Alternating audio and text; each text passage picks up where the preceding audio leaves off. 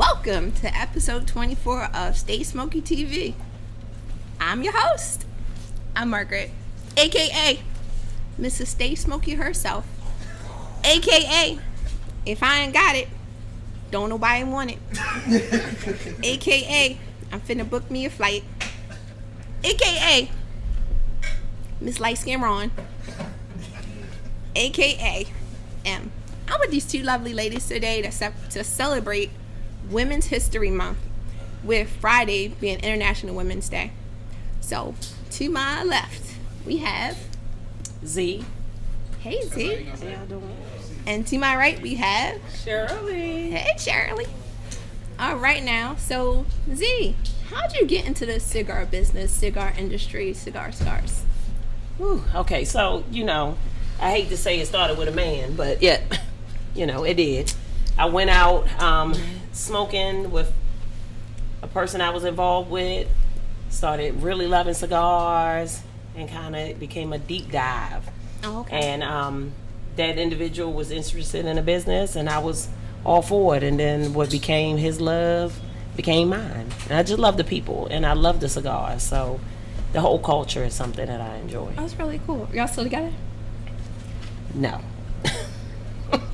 I ain't mad at that question. Look. Okay, good. You can. Right. I'm open book. You can ask anything. All right. How about you?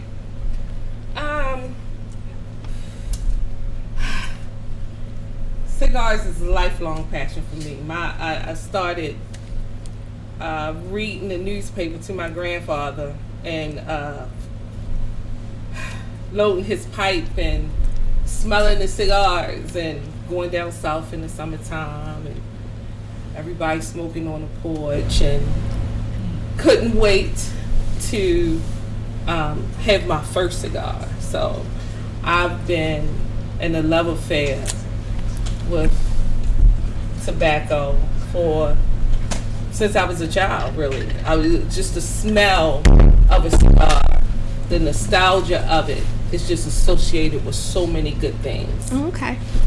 So you was down home. Yes. Okay. Yes. What are you smoking on? What you smoking? So I am smoking the NM80 Nesta Miranda. Last year, PCA 23, Miami Cigar Company celebrated its 25th anniversary of Tatiana cigars, and they celebrated Nestor's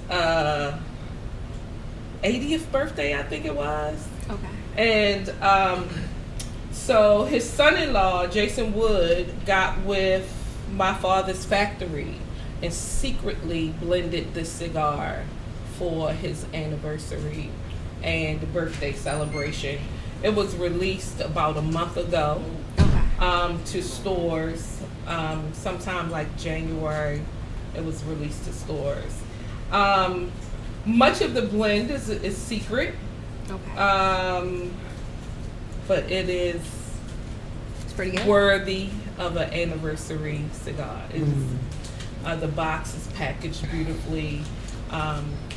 If you're familiar with Nesta Miranda and my father's, you know that it's a great, well-constructed, great tasting cigar.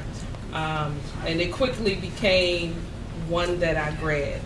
So. Okay, cool. Awesome. What are you smoking? Spoken on Dumbarton Tobacco and Trust on Bagog. Okay. So for the people who don't know, Dumbarton Tobacco and Trust is Steve Saka's company. Okay. So Steve Saka is a ligador. So he blends cigars, but ligas specifically. So if you love a liga provider, if you love any of the liga providers, the greater majority, he's the one who is blended the ligas for Drew Estate. Okay, cool.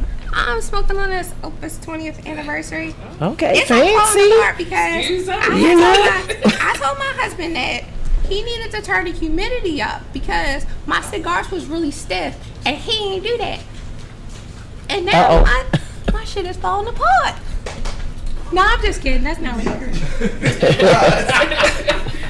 I'm just kidding. That's not what happened. So I did have a question for you. You said something about when you were younger, but when did you first smoke? Like, do you know, like, or your first cigar? I had my first cigar almost 30 years ago. My grandfather told me, you know, because I used to ask him all these questions. How it tastes? He said, you finish school, I'm going to have a cigar with you. And this is before the age, I'm 54. So we had a conversation in the 70s. Okay. It was before a lot of regulations happened in the cigar world. Okay. So when I graduated high school, I had a cigar with my grandfather. Oh, that's that really was my cool. first cigar. Okay. And it was one that he hand rolled. He Oh. had a tobacco patch in the backyard. Okay. When my grandfather and them came up here from South Carolina, the neighbors used to laugh at us because we had actually little animals in his tobacco patch in the backyard. Oh, okay. Cool. South Carolina, where? You mind me asking where? Darlington. Okay, Rock Hill. Okay. Rock Hill. Darlington, South Carolina. I was born here and grew up here, but I spent a lot of my summers in South Carolina. Damn, oh yeah. You remember your first cigar? Yes. My first cigar, I couldn't stand it. I couldn't stand it because the person who introduced me to cigars basically gave me a cigar that he smoked, which is never really what you should do. I know that now, of course, but it was full. I mean, full, and I just couldn't stand it. So after that, my first cigar that I kind of chose was Foundation Cigar Upsetters, the Upsetters.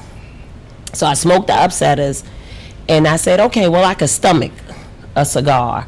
But I was intrigued just by, you know, the construction of a cigar, the notes in the cigar, because, you know, the Upsetters is the Upsetters. And for people who like infused cigars, it is really a complex cigar.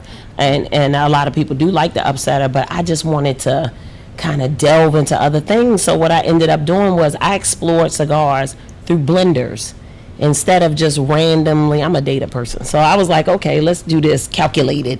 And I started researching blenders and brands, and I started ordering cigars based on the blender and not the brand.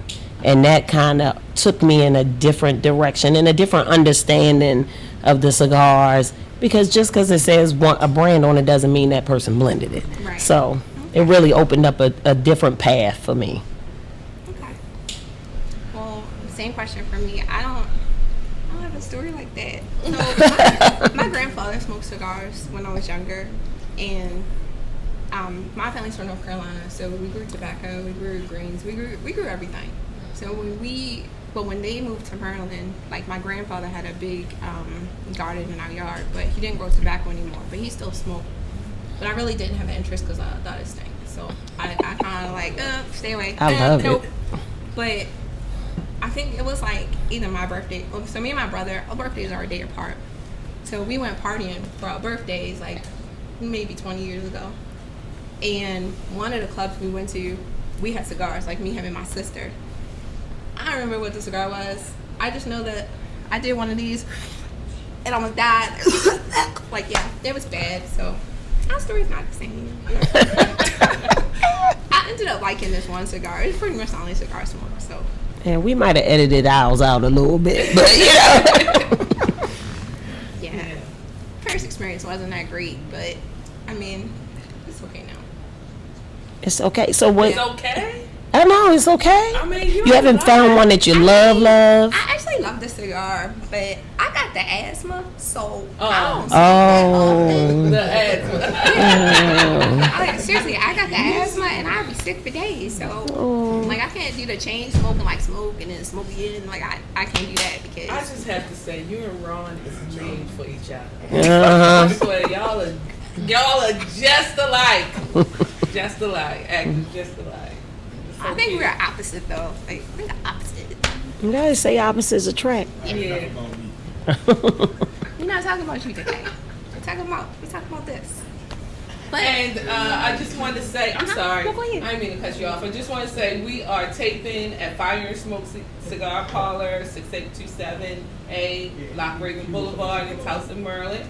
And the lounge is open to the public, as well as the kings of Stay Smoky TV. They are in the building, so you might hear them interject like you just heard Ron interject, or you might see customers, go up to the register, or customers are welcome to interject into our podcast if they have any questions, anything they want to add or say. We are here for you. Got live studio audience. Yeah. There's live audience over there. So, I have like a few things I wanted to talk about on the podcast. Okay. Just because I feel like when I watch podcasts or when I watch like little clips from podcasts, like they always address like certain things, but it's some of those things that I actually want to address that have been like really irky to me. Like they really been like under my skin. Here's a few. So I don't like when people talk about big backs.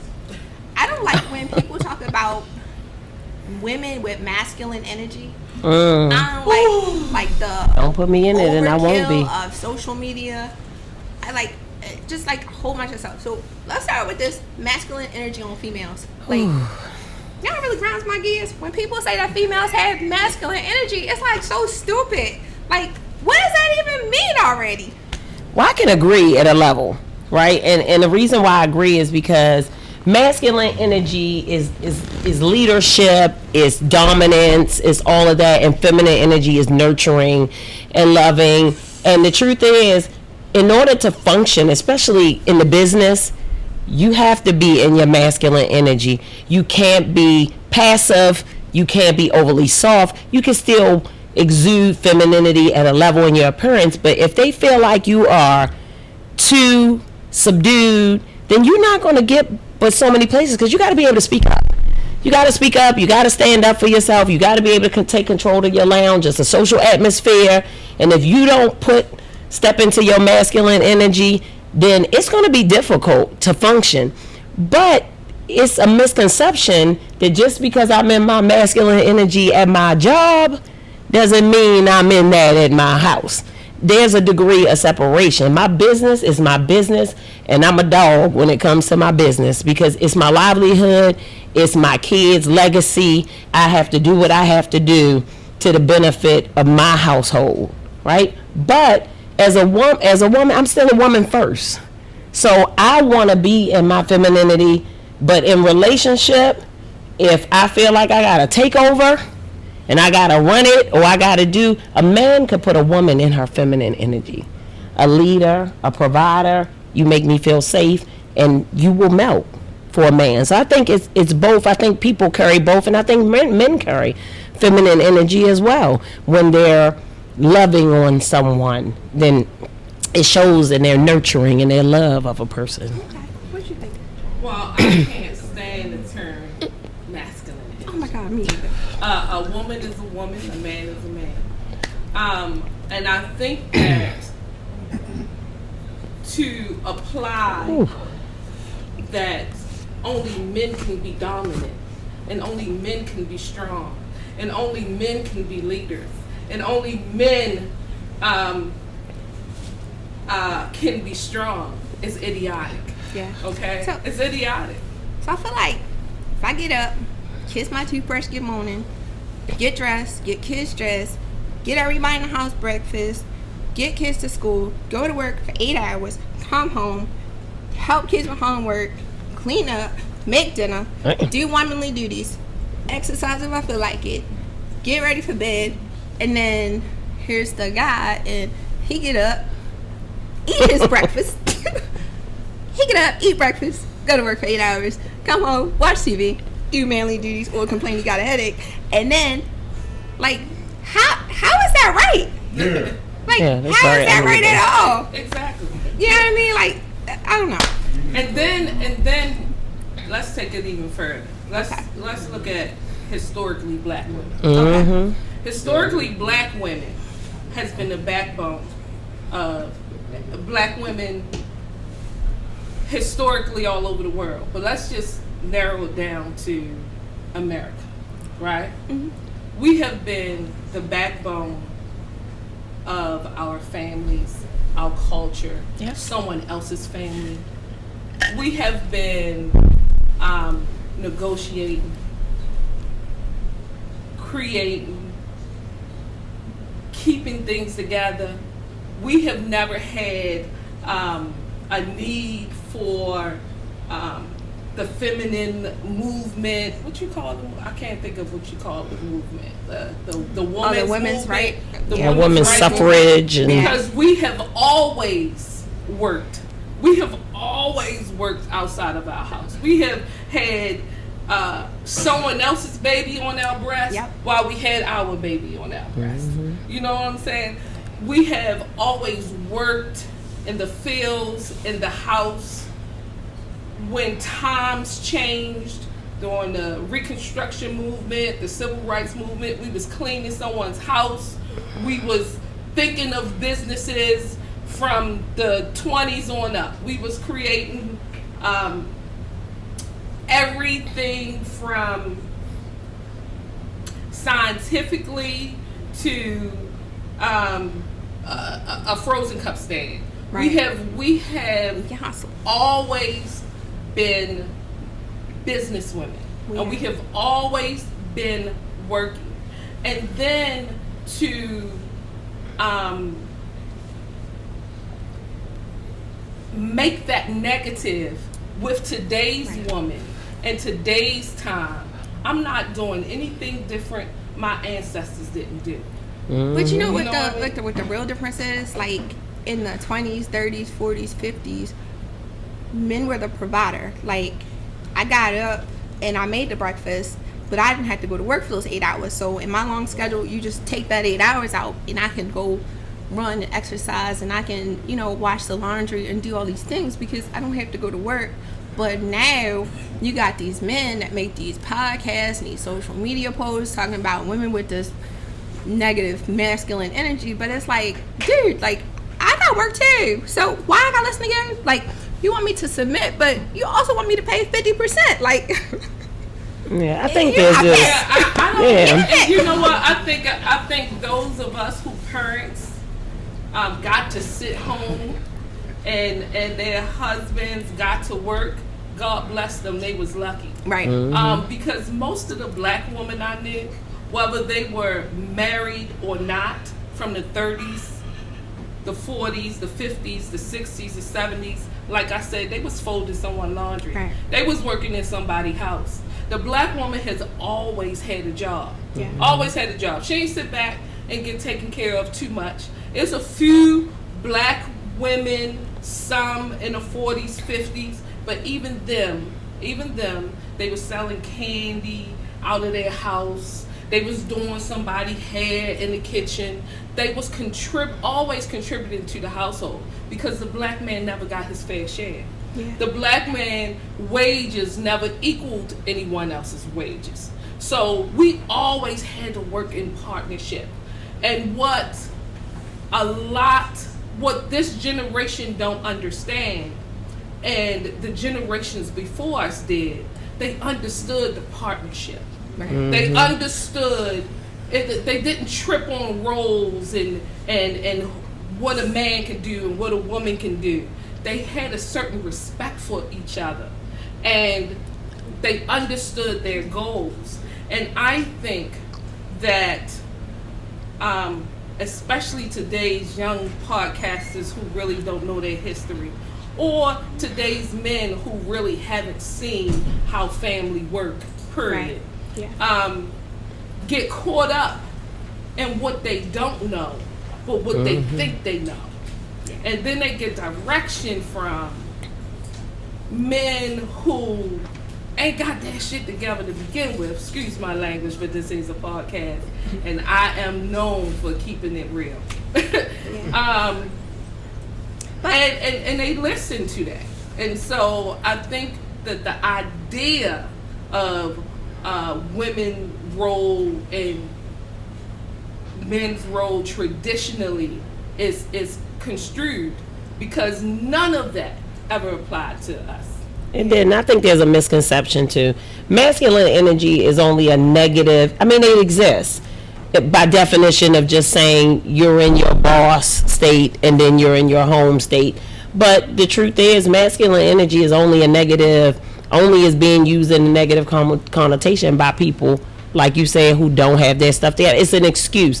It's an excuse to put the onus on the woman instead of stepping up into your position and your role, so to speak, to make allowance for both people to function as a partnership. And I also think, like you said, black women have always been strong, but I kind of sometimes take offense to that statement. They're associating masculine energy with strength, but I believe strength was good then, and now that whole strength and masculine energy thing makes people believe that if you're a strong woman, you don't need my help.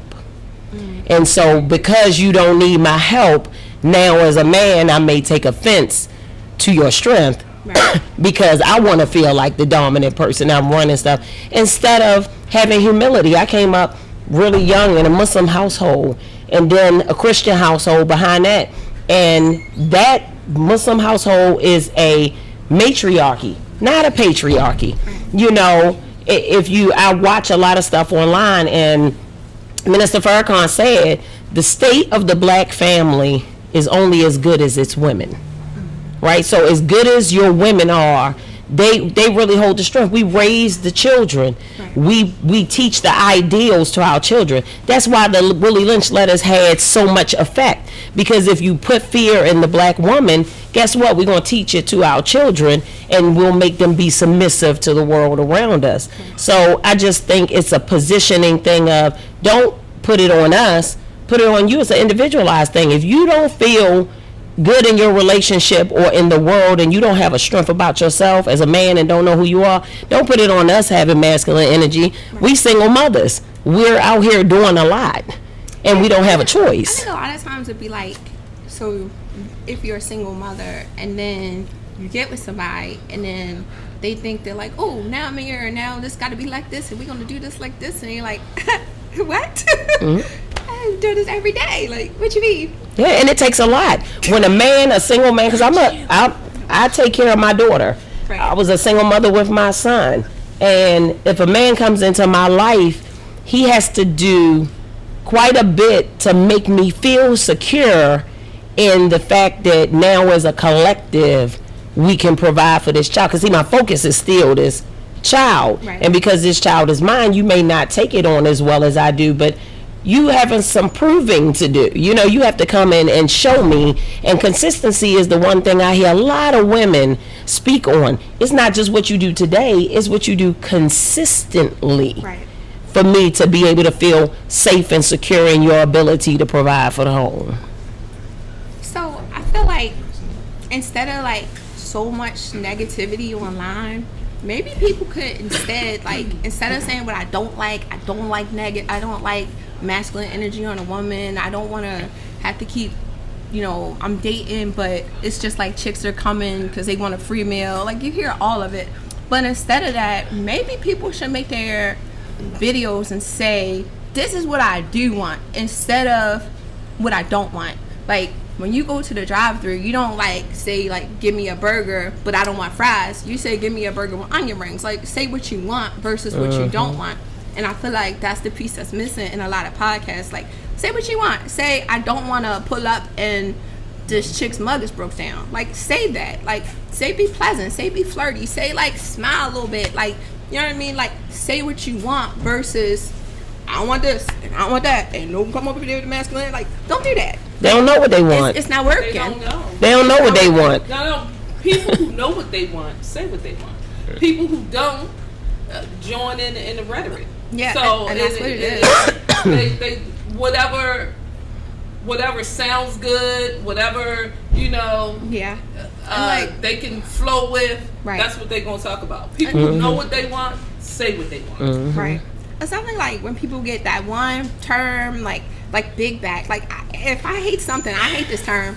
But it's like you hear people say this about other people, but then Now you start hearing people say it about themselves. I might not need this with my big back. Like, stop it. Just stop. Like, we don't need negative self-talk. Even like people that go out and they post this beautiful spread of food and they be like, no, my fat ass don't need this. Like, the fuck? Like, why? But it's like, why talk negative to yourself? Like, if you feel like, hey, I could lose 10 pounds, then lose 10 pounds. But if you confident enough to post a picture, just, hey, I'm proud. This what the fuck I'm buying. This what I'm eating at. You know what I mean? Like, I told my daughter, like, people pick on her sometimes because of her weight. And I be like, tell her, bitch, we eating. Like, it's no, you either shit or get off the pot. You either say, I'm going to make a change or I'm not going to make a change. But if I'm taking this stance, this the stance I'm taking. Bitch, we eating. And leave it like that. You know? I think that's what people need to do. Like, but don't negative self-talk yourself. I think it's become the norm, and that's because it's that likeness of the old world and the new one. And we came up, I'm 46, and I came up in a world that is so different than what it is now, and it's almost become the norm because society gives you an image of what you should be, and so you take that on. And especially our young kids, I have a 13-year-old, and even when she was little in elementary school, she was so worried about her hair and wanted her hair flowing. And she was like, Mom, why my hair not? I said, girl, you are beautiful. And it takes that extra work now. And then some of that is attributed to the lack of a full household. The fact that it's a mother and no father. Because your first love is your father. And your father instills in you your beauty, that you're beautiful, that you are loved, that this is your worth, and you should be treated in this way. And when you don't have your father, because I didn't grow up with my father, it really does take much, much longer to recognize your worth and how men should be treating you, because you don't have an example of what selfless love looks like. And you're getting that from your father and you don't have him, then it's a harder situation. Yeah. Well, I lost my dad 3 years ago, and my dad told me I was beautiful, but he also told me that if somebody bothered me, I'm supposed to punch them in their nose. And I have always done that because that's what he told me to do. You know what I mean? Like, it was like, when they talk about some masculine energy, I might have got it because that's what he told me. Like, I got put out of school so much till it wasn't even funny no more. But that's what he told me, and nobody picked on me. But like with my kids, they don't do that. Yeah, mine don't. They're diplomatic and they won't talk about it because the teachers say, like, use your words. Oh, my daughter don't do that. She'll smack you off your chair. And that's probably because I'm like, you're beautiful and you're worthy and you don't allow people to talk down to you. And if they touch you, then that's a whole nother thing. Get after it. I'm going to be right there to say, oh, well, they put their hands on first. I put my 2 ponytails in and my sneakers on and to come up to that school a few times. Like, it's okay. It's okay. And bullying is serious these days. But you know what? We as women weren't what we are today. We were loving on one another. We were supporting one another. We were speaking highly of one another. We didn't feel less than because a woman that was more beautiful walked in the room. We really celebrated one another. And I don't want to say everybody does this, but a lot of people don't do that today. They feel like it's a competition. But I don't think that's because of the women. I think society, and no disrespect, the men have made that into what it is. And I say that because even in Baltimore, the ratio is so far, we're 8-1 and 9-1 now, where men, there were a plethora of men and they weren't in jail or, you know, openly bisexual or gay, and you want to date within your race. So now the numbers are different and you feel like you got to compete.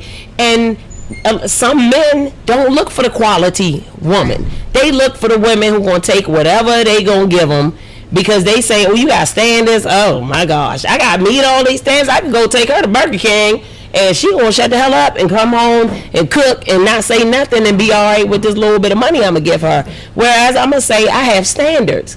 I'm a business owner. You're not going to talk to me any kind of way. I can love on you, but it's going to come with you being a man and a provider, not just monetarily, because the money ain't the thing for me. It's take care of me spiritually. Right. Take care of my emotions. Take care of me mentally. Love on me. Pour into me as much as I pour into you. Yeah. So it's just different. Instead, a woman to come in and the other women, you can see them. Oh, girl, look what she got on, girl. And I'm just thinking to myself, but why? Because we need to stick together. I be like, girl, I like your shirt. Yeah, I do that all the time. I love it. I be like, girl, them shoes. I think you Hey. can compliment They people and always it would. works. They would give me the blues even before I opened Fire and Smoke. I could hear the guys saying, "You always doing something for women, women this, women that." And when I opened Fire and Smoke, you know, I would have financial classes for women. I had Women's Day. I had Ladies' Night. This women, because I wanted us to understand that competition isn't necessary. Because I myself, I'm always entered into a competition that I didn't sign up for. It's always someone in competition with me, and I ain't even know we was in a fucking race. I'm like, what? Yeah. I will sit down with anybody and tell them and give them a blueprint. I have sat down with everybody, Right. and gave them the blueprint. I will help anybody. I help every sister who've come to me, ones who've asked and ones who haven't asked, and somehow, I still become a villain because. And I say especially in Baltimore because I don't experience this everywhere. Mm-hmm. But Baltimore is so high school. Whereas though there's other places, like you go to a different city or in a different environment or a different state, you know, we talk about the colleges we graduated from. We talk about the companies and what we've worked for. But in Baltimore, it's the high school. It's the high school, Right. and it stays that high school mentality. And when you think about high school, it's full of envy, competition, bad girls, bad guys, and it's sad. So when you try to put people together, somehow it turns, people will make it seem like it's for a goal other than togetherness, other than being strong together. They will make it dirty. Like, what's she doing that for? Like, because we should support each other. Right. But I don't know, it's unfortunate, but it's what it is. And I have learned to accept it. I've learned to accept it. But when I see a beautiful woman, I say, girl, you look good. I tell a woman that she's beautiful. Yeah. I tell a woman, someone asks me about what I have, I got it from such and such. You can get it too. It's not, I don't, because who I am, you can never be who I am, and I can never be who you are. Right. So it's no need for competition. We're going to always put ourselves into whatever. Whether it is a cute wig, a cute outfit, or our business. Right. You can duplicate it, but you can't be it. Right. So there's no need for competition.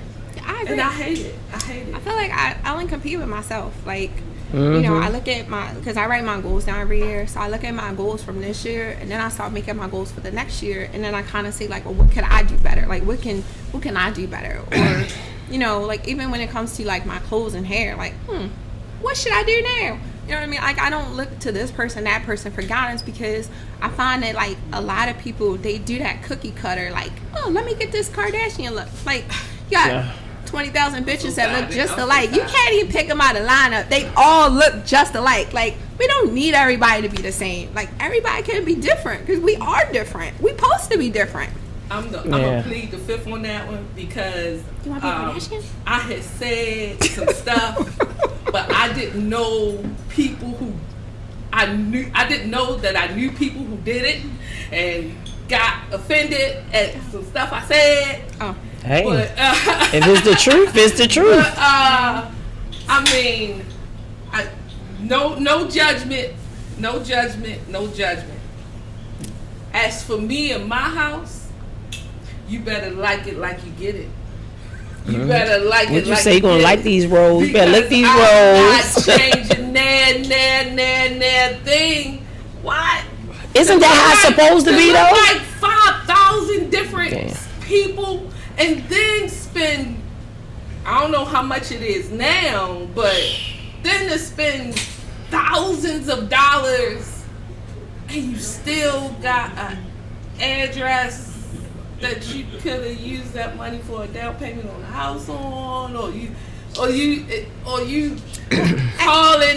your girl, asking her for call payment money, like what? But see, I But your think, body look good though. Your body look good, like what? so on that point, like some people are Oh, I said I was gonna be quiet. like when Oops. some people. Can y'all delete that, please? Nope, leave it in.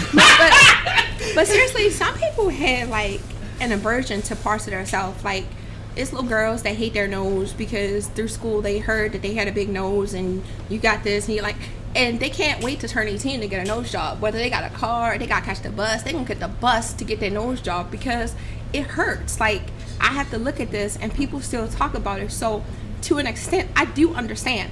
Like I understand why some people get cosmetic surgery. I'm not going to take that away from them. But I don't think we should be cookie cutters. Like this morning I read an article and it was like a picture of Lady Gaga and it was like, is she a Kardashian? And I looked at her like, maybe. I mean that if that's what she wanted, but she was pretty the way she was. And it's like I think some people should accept it, or people should accept themselves for who they are and how they are. But at the same time, if you feel like I can't stand to look in the mirror and now you like blotching out all your mirrors, to go get what you gotta get. But you know what? When you get it, you're not gonna be happy. A lot of people get it. I've talked to people who have got work done, and they get it, and now they're looking for the next thing to fix because now society's saying you should look like this. Right. So at some level, I think when I was coming up, I definitely did not like my body. And what I look like younger, when I look at myself back younger, I was like, oh girl, you look good. But I didn't have people saying, oh, you're beautiful, or oh, you're this, or are you this. My family, big legs, running the family. Big body, later in life, running the family. And I always wanted to be against that. I was like, well, I ain't going to be like that. But the truth is, you are who you are, and you got to love who you are from the inside out. But I didn't have that. Everybody say, oh, you like a boy. I was very athletic. I lifted weights. I played sports. So people used to say, oh, you look like a boy, and it made me dress, in big clothes and baggy clothes and not want to show my body and not want to, my hair. I just didn't, I was a tomboy. I did not care about any of that kind of stuff. But I had a point when I hit high school where I was like, do you think I care? Right. What you gotta say, because you have your parents spending all this money to be in all these clothes to look cute, and soon as you in last year fashion, people ridiculing you, right. And you care when I don't care over here because we didn't have money like that. I was more concerned with graduating high school to get out of here, out of Baltimore, and make something of myself and make my own way. I came up in group homes and foster homes, and then I moved in with my aunt, but I ended up in a group home after that. It's, I think it's the way you come up. Yeah. And a lot of people don't know that about me. When you come up hard, you don't care about that kind of stuff. You just not glad to have a pair of jeans on. Now I'm 4 times proud of you. Look. Your story, that's amazing. Let me give you your flowers. Look at you. I appreciate it. I tell people you never know what somebody go through.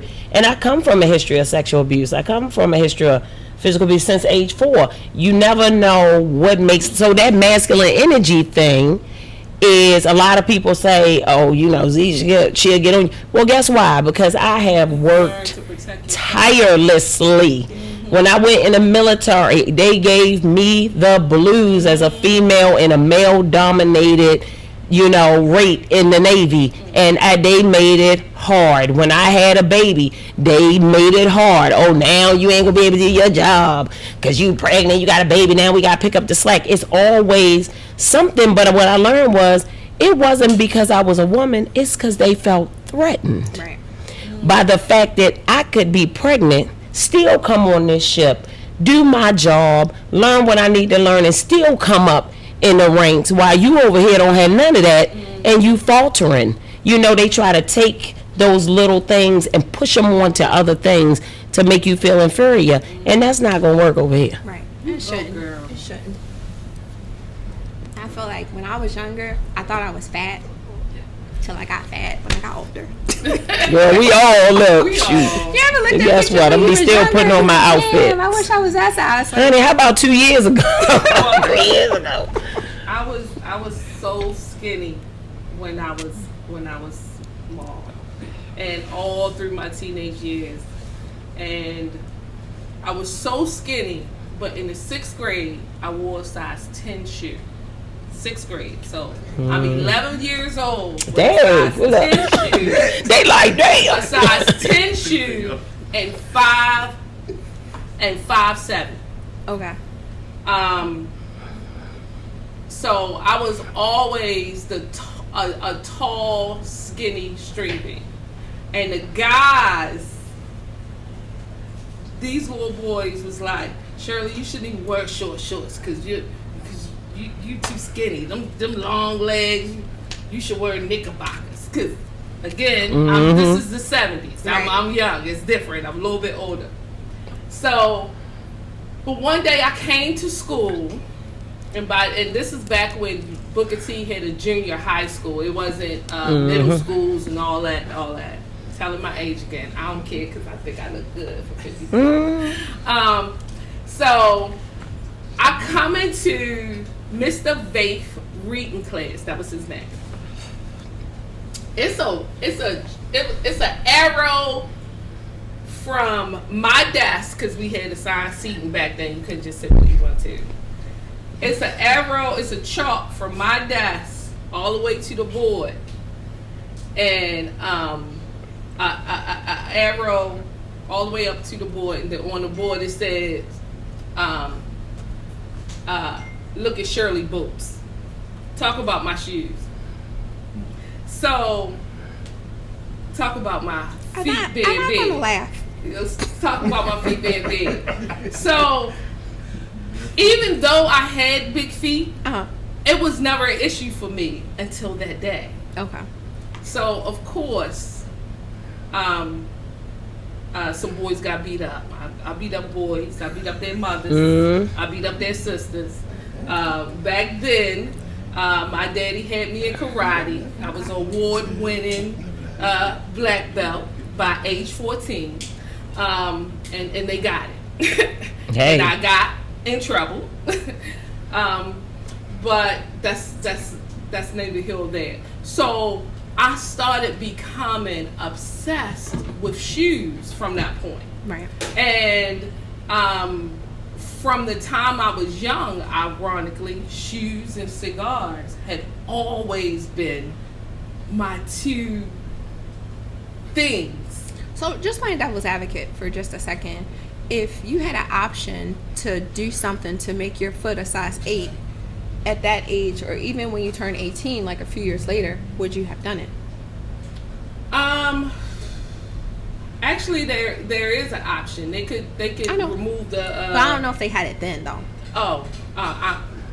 By the time I was older, I did find out there was an option. Okay. Because I got lucky. I was modeling for a company called One World of Fashion. Okay. When like right out of high school, so I was doing. I've done a lot my whole life, and I was offered that because a lot of shoes.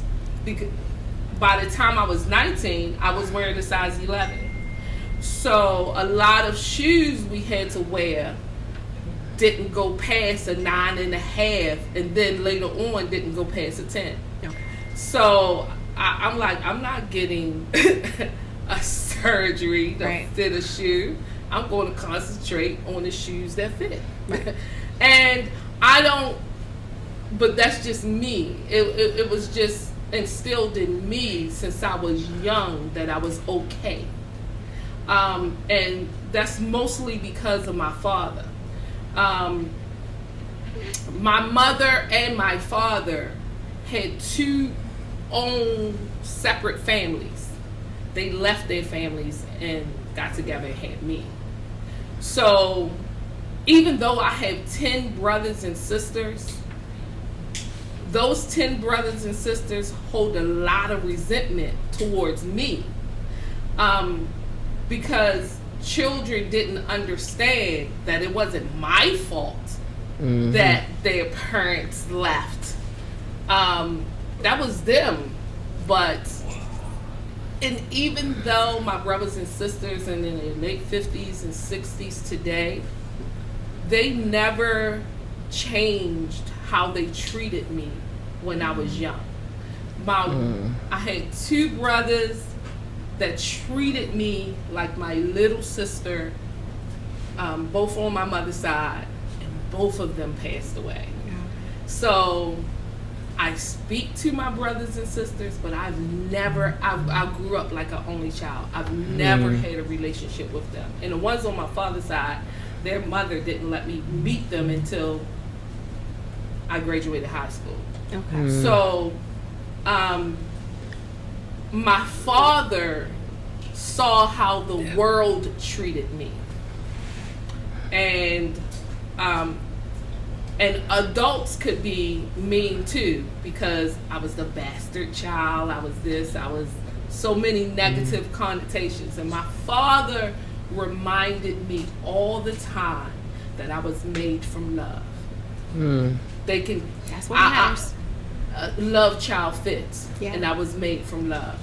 He reminded me all the time that you look just like me, and I thought my father was fine. I just posted his picture the other day, and y'all can attest that my daddy is fine. I didn't have a problem looking like him until I started getting older, and I was like, dang, I look like my father with a wig on. But anyway. Yeah. So social media went down. I'm sorry, I didn't mean to cut you off. Social media went down today or something. So my aunt sent me a text message this morning, and she was like, Facebook not working. That's how I read it. It was a text message. It was like, Facebook not working. And I was like, I'm at work. Okay. But I feel like social media is overused, overkill. It's like so many people are addicted to social media. It's how it doesn't even make sense anymore. And they said that when you have a social media addiction, that it gives you the same high and the same dopamine release as cocaine does when you post something and you get the likes and the comments and the shares and the retweets and you get that same dopamine release as you do once you get half of cocaine. And I'm like, wow, when are we getting rid of this? Yeah. I mean, it's good to some extent. Like, I go on It's social gonna media get worse. for the funny. Like, I go for all things funny. If it's a comedian, I'm sure I follow them. Like, I just come for laughs. But I don't come to see people talk about their fat backs. And, like, I don't come for that. Like, you know what I mean? I feel like if social media is going to stay, it has to get more positive. Like, you have kids that hurt themselves because people bully them on social media, and you have people that get depressed when they don't get likes. Like, we have to figure out, like, a way around it. Maybe just hide all the likes, hide the comments, and only the person that gets them can see it. But I think it's a big source of depression for our society as a whole. Just the whole social media. Oh my God, I only got 3 likes. They don't care. Guess why? They're making money. Right. And what's so bad about it is, because I could care less. I never was big on social media until the business came. And then when the business come, you really don't have no choice. And I know I can't be the only person in business who'll be like, let me post this picture. So now when I go in the lounge and I'm sitting over there taking 50 pictures to get one that I like, because the lighting got to be right, then I hear a little comments. Oh, is he over there taking pictures again? Well, I have a brand. So, I would love to, like always say in my real life, like in my business life, you come, it's very much who I am. but you don't get that ability to just go sit in the corner and mind your business, right? So you almost forced to do it, and you do get those people who say, I follow you on social media, and I'm very appreciative of that, but I always want to let them know I'm just a regular person. Right. Just like you, I just have a business, and I don't present anything that's not really who I am. But if somebody don't like my picture, I don't care. Right. Look, I never ever get a lot of likes, because I'm not very likable, and I'm okay with that. But I do social media for my business. Mm-hmm. And if you known me prior to Fire and Smoke, I probably wasn't even friends with you on social media if you was in the cigar world. I probably, you a few pictures here and there. I was mostly talking in our little chat groups or whatever. Almost never, ever on my page. And because the tobacco business have so many restrictions, we can't do radio. We can't do television. We can't send out mailers. So our advertisement is word of mouth, good, bad, or indifferent, and social media. Mm-hmm. So we're forced to be on there every day. And I go further and sharing who I am personally, because, or what I personally go through, because when someone else tell it, it's a bunch of bullshit. Mm-hmm. So if you want to know, you can look at it from me, or you can hit me up. Right. Most people don't even hit me up. So I live openly on social media. Okay.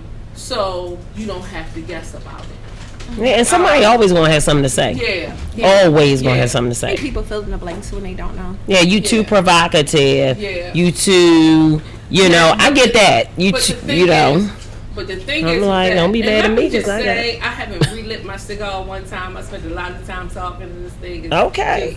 Burning and burning perfectly. I had to ash it because they be talk about how I just let ashes fall on the floor. But anyway, sidetrack. Let me just say that. See, I talked so about we coming down to our last 8 minutes. So give me like 2 we minutes. Need another hour. give me 2 minutes of closing. I'll just say, as it pertains to the cigar community, come out for the cigars, right? If you about the cigars, do not allow the culture to dictate your cigars, right? And it has become that.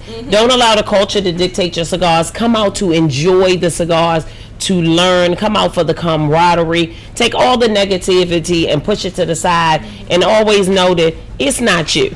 If somebody has a negative view, it's not you. Everybody is going through something. Just give them some grace. Exactly. Give them some grace and move on, because people, it doesn't matter. If you don't give them a reaction, then they're not affecting you. If you're reacting, it's because they're affecting you. Just get good with yourself and know that wherever you go, you are you. And pour into the culture and be positive, because the truth is we are the minority in this thing. This wasn't made for us. And now that we're in it, we are scrutinized harder as the black cigar community. So be mindful of what you do. Be honest about who you are, but always be mindful that it's always going to be what you make it. Absolutely. I remember as a child this saying, sticks and stones may break your bones, but words will never hurt you. That's complete bullshit. Words hurt. Yes, they do. And when you're a business owner, words destroy. It effects and it affects. And it's unfair and it's atrocious. And like Z said, come out for the cigars. Yeah. You pay a lot of money for your cigar. Forget somebody else's business. Forget what somebody said with no verification. You following it just because they said it. Forget all the bullshit. What you heard, what you saw, it ain't even your business. Right. So Smoke, chill, enjoy, and God bless. That's it. So I feel in closing, I think we had a great show. We had a great talk, ladies. Hopefully we can do it again. And Can y'all rate your cigars? yeah, but I gotta give my hold first. up. Whoa, Margaret's message. All right, y'all. So we had a good show, but I feel like if anybody takes something away from here, it's that we can all be nice to each other. Like, we don't have to be rude for no reason. We can just be kind because, like she said, you don't really know what people are going through. And when you're cool to people or you isolate people, then it like stays with them, you know, and sometimes it's just unprovoked. So if we could just be kind to people, come out and support different lounges, come out and support different businesses, support, I'm not gonna say only support black businesses, support all businesses. Like, it's enough out here where everybody can eat. Like, we don't have to push people down to pull our way back up. We don't have to be crabs in a barrel. Like, that's what they say about Baltimore, but prove them wrong. We don't have to be that. We can be good people. Now we gotta rate out cigars. What you got? What you got? It's a 90. It's a Fire and Smoke 92 rating for me. All right. I'm enjoying this. My cigar was great. It kind of fell apart a little bit, but we gonna talk about that We later. gonna blame but- that on somebody else. An Opus X never comes apart. Yes. And Yes. if you need training on upkeep of your cigars, I need to come check the humidor. Let me know, because this is atrocious right here. And it look like I gotta bring some stuff back to life. I left it in the comments. I was going to say. Well, she wasn't supposed to smoke that. You supposed to do not touch on that one for a little You're bit. supposed to put it in the bag, take it. What about your cigar? What you rate it? I would probably rate this cigar probably about a 96. I love Dunbar and Tobacco Trust. Everybody know I'm boutique heavy. I'm about my boutiques, and I love Steve Sock as a whole. So, but this cigar is a great, what I consider a budget cigar. It's not an expensive cigar, but it's consistent and complex. So I love the Umbago. So that's it for Awesome. me. All right, ladies, it was great. And that's the I only want to one say that thank you Steve to Sock our regular host, Howard, Dre, and Ronald. Yay, thank you. And we will see you guys next time. Oh, wait. Are we done yet? Because I got one more thing.